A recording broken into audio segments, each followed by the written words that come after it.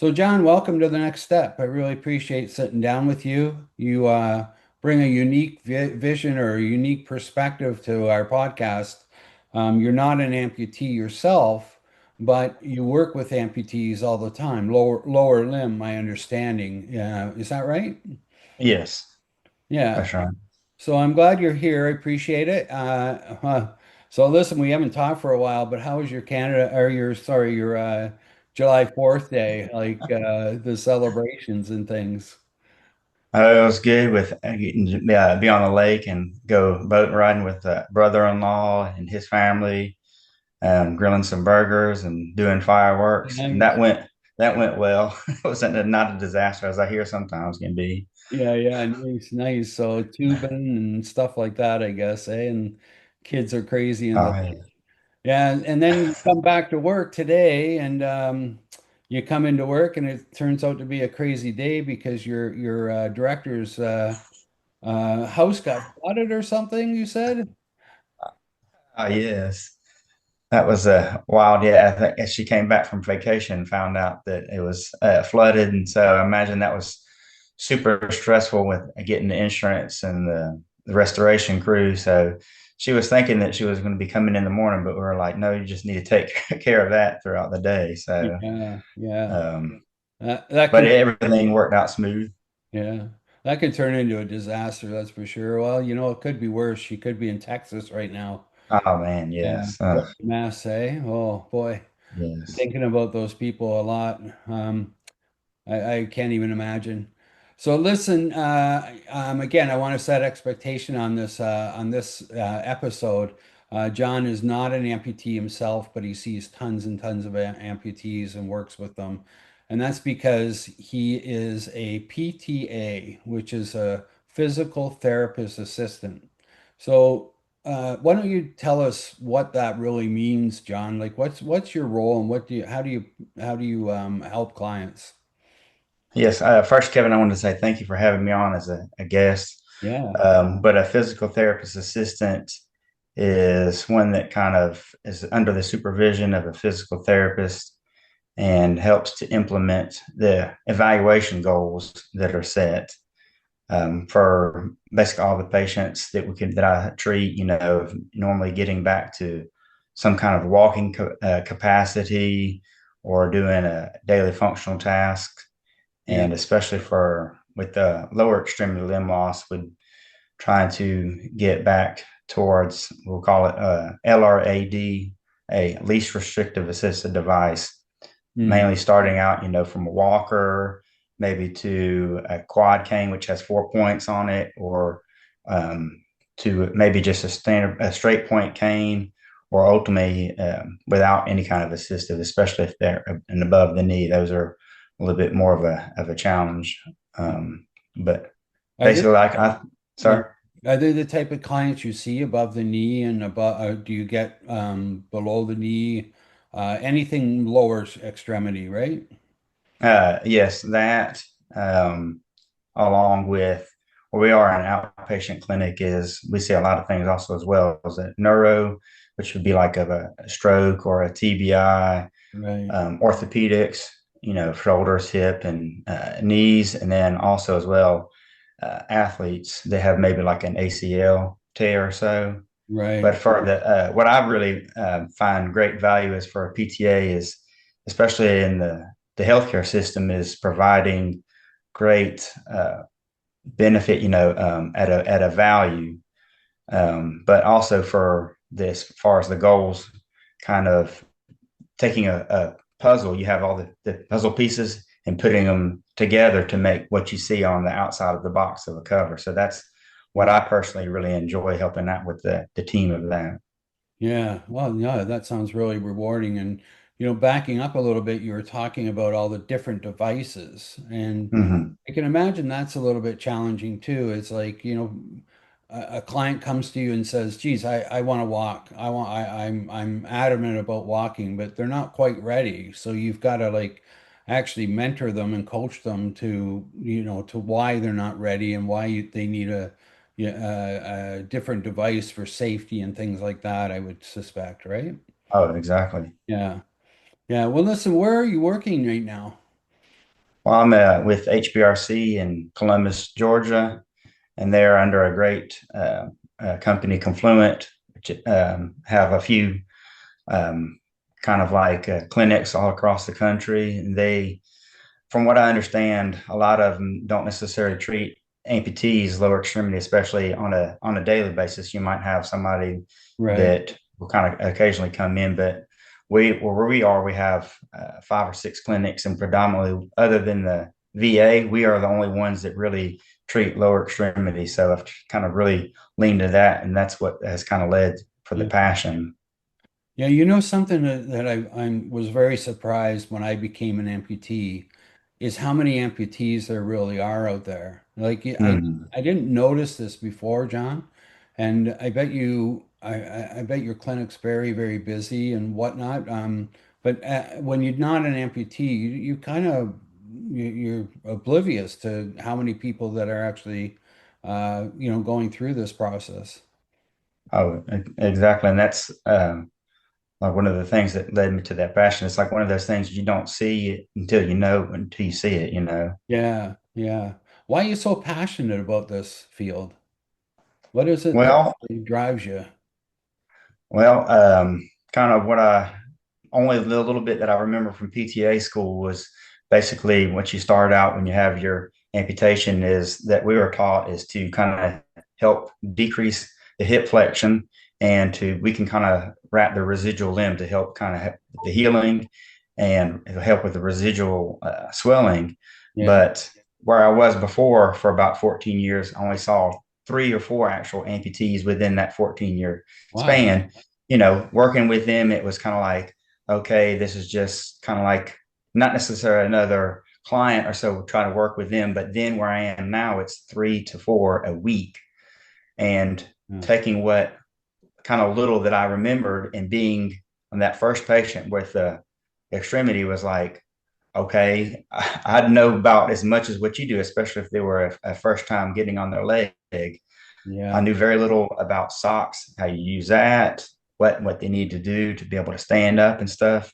So just finding that as a niche, I kind of really led forward to wanting to help Yeah. improve It patients' functional level. it's a really unique field, right? Like even the processes. Yeah. Like that, they are incredible what they have to know and make adjustments for the people, or have the proper gait and they're making the right steps and their feet are far enough apart and all that. I had no idea there's so much science behind that until I became an amputee. And mine's wonderful. They've made so many adjustments to mine, but now I'm actually getting there and I'm starting to walk a little bit. Hey, Oh, that's awesome. at HPRC, do you have to have a referral from a doctor, or can you just go there as an outpatient? Well, mainly like we have HBRC is in Georgia, and I think it might be the same for Alabama. But for as Georgia, you can come in kind of a direct access, and from what I understand, it can be up to 8 PT visits before you have to necessarily have a physician referral. Mm. But it's best kind of practice is to have an informed consent from the doctor because you want to make sure that your insurance would be covered if you go past those 8 visits. Oh, that makes sense. Yeah, yeah, yeah. Are you seeing a lot more people? Like, is there an increase of amputees? Do you feel over the time you've been doing this role? Um, it kind of maybe fluctuates, and honestly, I get a little bit like of a selfish, and I'm like, oh, we've discharged a couple people, and then I'm like, we're not going to have anybody for a while, and then it's like all of a sudden, bam, here comes somebody. I'm like, yes, somebody totally different get to work with. A lot of times, somebody that's fairly new to the whole learning aspect, which I enjoy doing. Yeah. But kind of speaking back to kind of what you said, not knowing about amputees, again, for the passion that has led to um, is just I've kind of had our clinic when the Paralympics came on. I was like, let's have it turned on. And I wrote down some of like people that were, like noteworthy, whatever Americans or whatever folks that would be really good at that sport. So we started watching that and that carried over into with the family has really kind of, especially my kids, turned to being more aware of that because there was a show called All Around Champion that has kids as Okay. athletes, and they had a whole season that was devoted to kids that had like a TBI or had an upper extremity or a lower extremity, Right. and just to see how they had to adjust to those things. And then one kind of final thing was actually last night my child was watching like a cartoon show, and she came up and told me, she said there was a character on there that had prosthetic running legs and like slipped onto like some soap and ended up breaking their prosthetic legs, but all the other characters on there, the friends came together and helped her to figure out how to fix the prosthetic legs. So I was like, that's awesome to have that reach. Absolutely. Yeah. Yeah. I mean, it happens to kids too, right? Do Mm. you ever have kids in your clinic? Um, well, as kids, but not with limb loss. But we did have one actually that was, I think, around like 16 or 18 or so. She got involved in a car accident, and her Yeah. left leg got just really tangled up. I think she was able to maintain that one, but her right one. So we had to help her learn how to be able to use that. Right. And I hate though on sometimes with insurances does not allow for what I want to have is more visits. I mean, they're cut off, especially for the VA, maybe 8 visits, which is like, how can you help anybody to get Yeah. to that point? Yeah. It's a long road to recover, right? They need Mm, more than eight visits, I would think. I know I did. I'm still visiting them, but we're different up here in Canada with our hmm. coverage and things. So we're very lucky that way. Listen, what do you think is key to your success with your patients? How do you approach your patient, and what do you think that you have to offer them to become really successful? Well, just honestly, kind of being like myself, that I'm pretty much kind of outgoing. So I bring a sense of humor, hopefully, if they're not having a great day, but that I enjoy being kind of active myself. I think that helps to help that carry over the energy towards them, and just having that passion to be able to be more relatable, um, and kind of what some of that passion has led to being an advocate, which I love how y'all are doing with Limbloss Connection. But being the advocates that I was able to have for April was Limb Loss Awareness Month and Limb Difference, Right. and having a local minor league team, the Columbus Cleanstones, which is affiliated with the Braves. I was able to have that kind of orchestrated, and a former patient be standing alongside me and talking to patrons as they came in, but Wow. having a firsthand account of him standing up. He's below the knee, Yeah. but having him a firsthand account of having this sweat, which I never thought about, because I don't have necessarily deal with that, Right. but the sweat that could come in there, and he would have to go into the restroom with a bag full of socks and Yeah. wipe his limb down, change it out. So that's just kind of one of those things that it's like, this is what you have to go through. And I never would have thought of that. It's a real problem. Like on a hot day, my Mm. my leg gets so wet that when you take it off, you can actually pour the sweat out of it. Like Oh, it's wow. literally water in there. And you seem to sweat more because of the liner and things. It's just so tight to your skin. There are products out there that you can get. I can't remember the one. Uh, it's like Sweat Be Gone or something like Oh, that. It's a perfect name. yeah, it's an Amazon product that you put on, and you put it on pretty frequently, every like 3 hours or something like that. But it really works. It helps a lot. So tell Oh, people tell people to look up on, just type something into Amazon, just search for some product definitely. for sweat, and it should come up.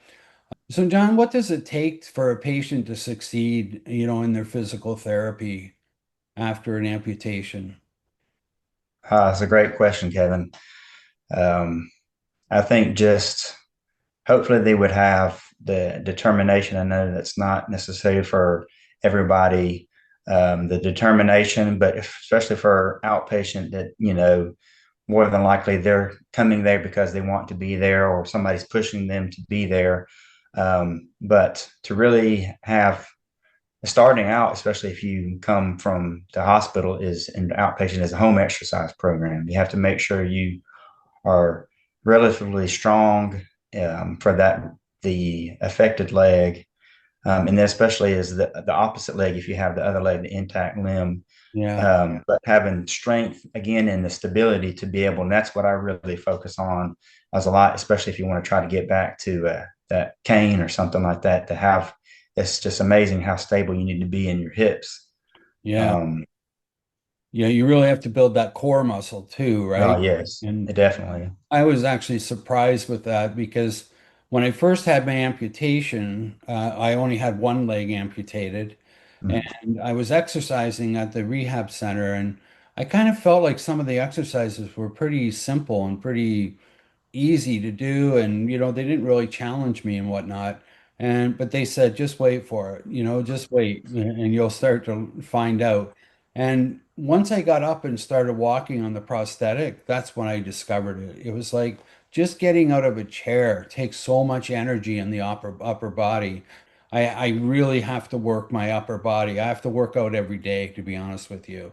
oh wow, yeah. And I'm still not there. So, home exercise program, without a doubt. I saw some people in rehab where they would just do the exercise for a couple hours with their PT, and then that Hmm. would be it. And they'd wonder why they're not progressing, right? You have to put the work in.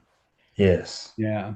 Hey, listen, talk to me about the different causes of limb loss that you've seen. Like, obviously, diabetes is the main reason why people get lower extremities amputated. What are the other reasons? And yes, and I did not think about it, and we had talked a while back, but yes, of the vascular, with a lot of times that you can get those infections. I've worked with a couple of folks that have had that, but and I don't know why I never really have thought about it, but kind of one of the big ones is the trauma or accidents, like I was saying with that young girl that had that car accident. But we were actually had a kind of like a continuing ed course, and we had a lady that works with Autobach came over and gave a demonstration of their new kind of system. But she also had the prosthetist that we worked next to had a client that I think it was like in his 30s, but he was in an accident because he was helping somebody on the side of the road changing a tire, and then just rainy weather and swerved, and the car came and hit him and tried to save his leg, but he ended up losing that. And I was like, I don't know why I never thought about that. Yeah. Well, it's interesting because this can happen to anybody at any Mm, time in their life, right? yeah. That's what I've discovered. Well, going into rehab was like joining a club, Mm, almost. It was like a whole community of people that understood where I was coming from, and I understood where they were coming from. And I would say to people, "How'd you lose your leg?" And they, "Oh, vascular. How'd you lose your leg?" "Oh, diabetes." Somebody in a car accident, motorcycle accidents, huge, lots of motorcycle accidents. Um, Trying to think, the one that I really kind of found surprising was actually on the news here in Canada, CTV News. And mm-hmm. it was a young couple that went down south for snorkeling. He was a windsurfer here in Canada, and was at a competitive level. A windsurfer, Mm, the kites lift them up in the air and they do twirls and all that sort of thing, and like yeah. very physical. Anyway, he went down just snorkeling, him and his girlfriend, and a shark attacked him. Phew. And the shark came up to the side of his body. He bumped into him. He realized what it was, what had gotten his leg, and he just started to punch it as hard as he could. And that's Oh, what saved him.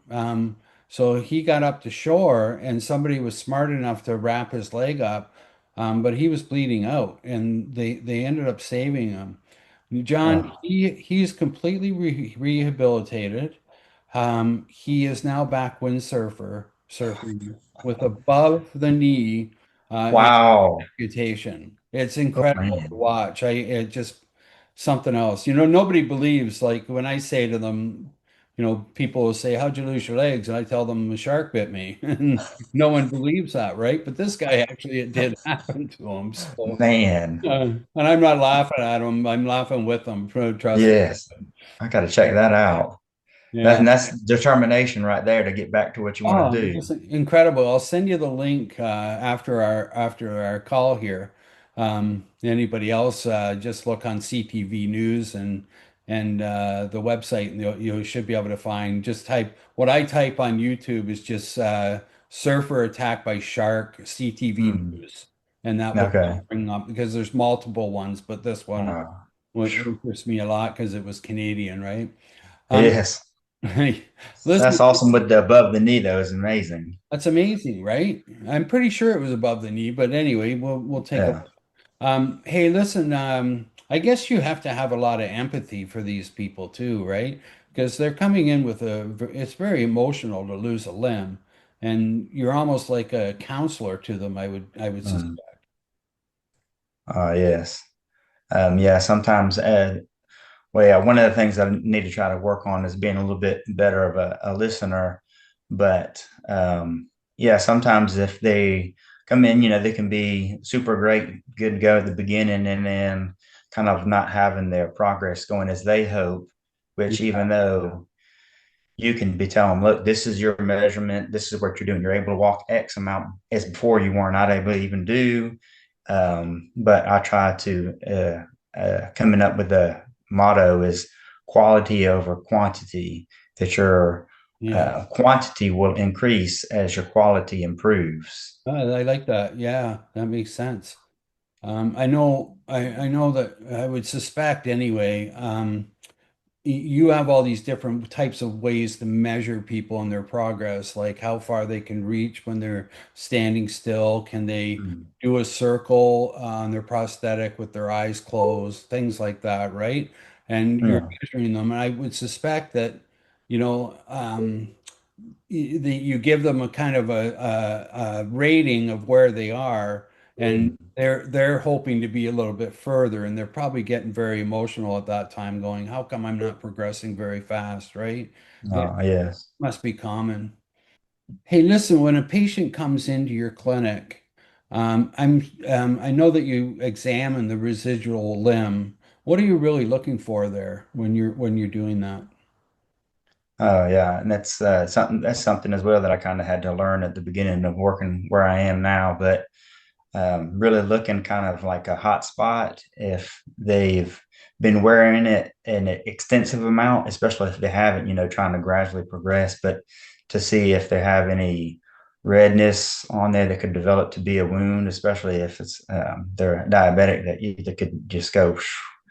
Um, but looking for that, and because a lot of times they might not be able to check it themselves. Sometimes the people that bring them in, like in the vehicle, or if they're having transportation, they might not even care about looking at the limb, or they might not be able to have their phone to turn it around. So a lot of that, because I actually had a patient not too long ago that had on his intact limb, that he was talking about having pain on his heel. So I was like, well, let's check that out. And he had a small cut on there. He was diabetic, and we didn't see him again for like another 6 months. But he was having to get that treated and taken care of. And I was like, because a lot of times they're going to go see us more than they might see their doctor. That we can kind of be their first line of defense Right? for taking care of something. But yeah, with working on making sure to remind them to check on the other leg if they have their intact limb as well.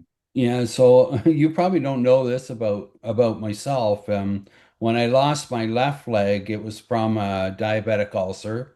Mm. I'm diabetic, and I lost it below the knee. And I just got up on my prosthetic on my left leg, walking great, no kind of device or anything. And they told me to go and come back for an outpatient. I was an inpatient at that time. They said the following week do outpatient. I came back and worked out Tuesday, and Thursday I worked out, and they looked at my legs, both like the residual limb, and then they looked at my good leg, and they saw a tiny blister caused from sweat, they think, rubbing two toes together. And the nurse said, we've got to watch that and we'll have the doctor check it out on Monday. And by the time Monday or Sunday night came, my whole foot had turned black. Well, not the whole foot, Oh, the toes and wow. everything. And I came in and they said, well, we can take the toes. I actually said no, take the leg at that point because I tried for 3 years trying to save my left leg, and Wow. it was just chop, chop, chop, and I just gave up. And finally, this one I just said take the leg. But that's how Man. fast it can happen. So you bring up a good point, John, about having to watch every little red mark, every little scratch, every little dry skin, Mhm. all that you really have to protect it and put cream on it and have somebody investigating it. Otherwise, you're going to get a wound and it's going to set you back months and months to heal for sure. Oh, yes, man. What's the what do you think the emotional state is when people come to see you? Are they typically really discouraged in the beginning? Do they become optimistic? Do they see some hope? Are you able to get them to that point? Well, that can kind of be a mix. The majority of those coming in for the beginning are pretty optimistic, um, and ready to go and work on it. And then they might, as I said before, kind of not seeing where they're going that they think to need to be going, that they can kind of get down on themselves or so. Um, but I don't think necessarily that I've really encountered so far of somebody that's just come in and like, oh my gosh, this has happened to me, and what am I going to do now? So I think hope that just my if they do get into that, like I was saying before, is we kind of or another great thing if yes that if they don't feel like they're doing so well, or if they can't do something, another thing that I've started to say is that let's take a can't and turn it into a try, and then maybe a did. And so they're kind of like, oh, and so there's like, look, you tried it. We didn't do it that time. Try it again. And then Yeah. so hopefully we get to that did part. Yeah, yeah. I mean, if you don't get out of the wheelchair and don't get moving and trying things, you'll always be in the wheelchair. Yes. That's what somebody told me, and it kind of motivated me. Listen, what does it take to be a PTA? Like that role, is it a course that you have to take? Do you have to have certain characteristic and qualities about yourself? Well, a physical therapist assistant is an associate's degree, and it's usually is like a 2 year accredited school. Okay. But they have a lot of times that where I was, we had, I think, about 25 graduates, and probably about 10 or 15 of them were high school students that came out and they had kind of done almost like volunteer experience at a hospital. So that's what they looking for. But I kind of did in reverse. I actually got a bachelor's in exercise science Oh, and okay. then became a PTA. So I kind of had that more background, and then that led into. That's But I probably think definitely that's probably really characteristic. yeah. What's that? That's probably really beneficial to have both of those. Oh yes. But they're looking. Hopefully, people are all the time say, "Well, why should it be an associate? It should be at least like a bachelor's because now you have PTs are becoming their doctorates, and they even had if you were a PT before the doctorate, you would get grandfathered in. So they're Right. trying to advance that kind of degree or so. Yeah. And so why wouldn't you become a PT? Well, that's a great one, and sometimes I kind of go back and forth about that, but I just enjoy being able to say, okay, this is what the goals are made. I guess, like doing a puzzle. Oh, I want to do this picture. I like it. And then untangle everything and then put it back together. Not that I couldn't do that as the PT, but I just find the value of being able to provide great quality care, but at the value. Yeah. Yeah, I think that makes sense. Yeah. Um, do you have any final thoughts about PT and your community and limb loss?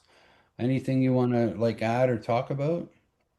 Well, I wanted to say about with being able to be where I work now is so fantastic because we have a prosthetist is right next door in the same building, and she makes about 75% of the prosthetics for patients they work with. Oh, that's good. And I think being able to have a great team, especially for a lower extremity amputee or and above or upper extremity. I know you've spoken about before on your podcast about Sunnybrook, but having a great team can really help a patient to go far forward. But again, the advocacy thing, I was able to be um, with shadowing the prosthetist for about like once a day or once an hour for a day over the last summer for about a couple months. And that was awesome to be kind of behind the scenes and understanding the limitations, insurance limitations again for Hmm. prosthetics, because from what I understand, you can only get maybe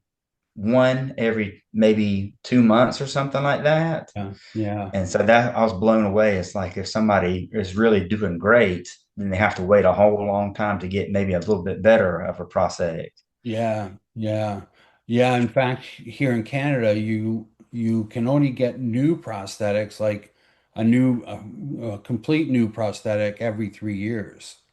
Oh That wow, that's yeah. what they're covered, and our government covers 75% of the cost.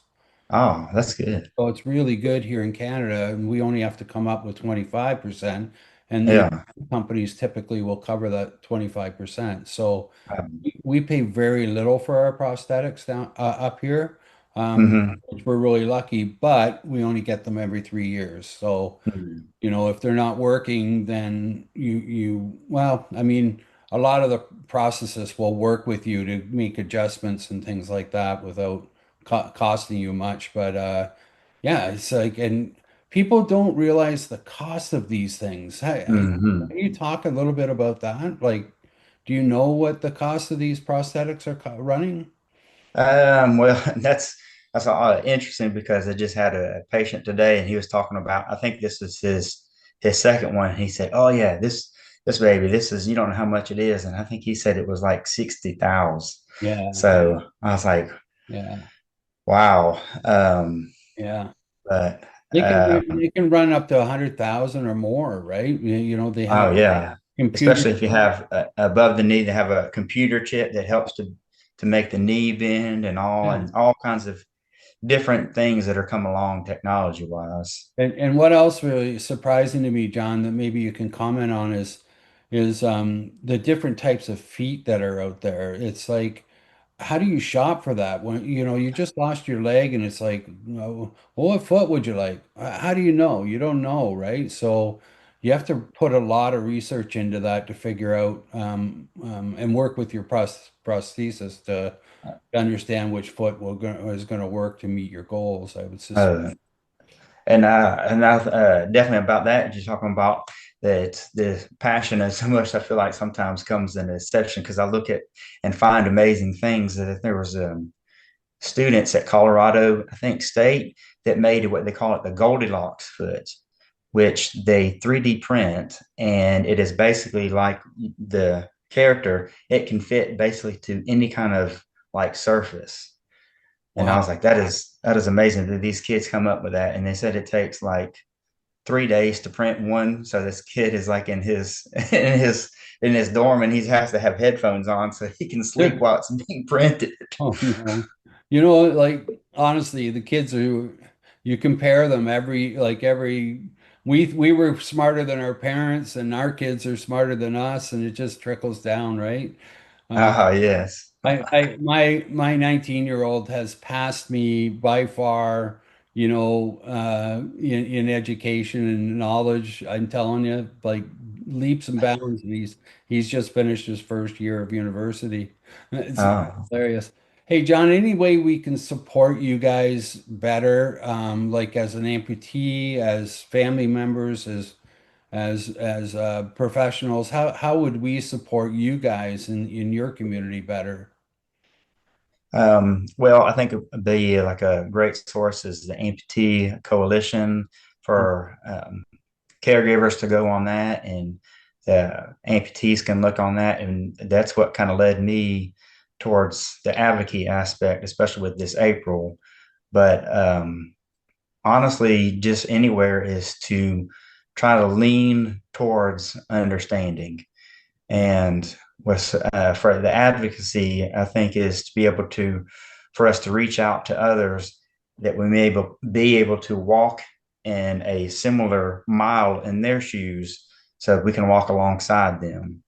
Yeah, that makes sense. Like, the discussion with people, watching them, navigate and collaborating with them probably Mm-hmm. a lot of value to your role, I would suspect. Yeah.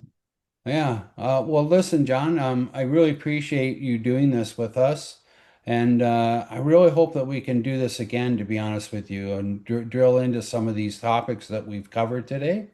Um, if you're willing to do that. But Definitely. yeah, we really appreciate it. One thing I'll leave you with is, is there any problem with us, doing a call out for where you work and the company you work for, at the end of this video? Oh no, that's been great. Yeah, okay. Because people, will want to contact you. They're looking for a good company to work with to really understand the patient and measure them up and get them the right prosthetic.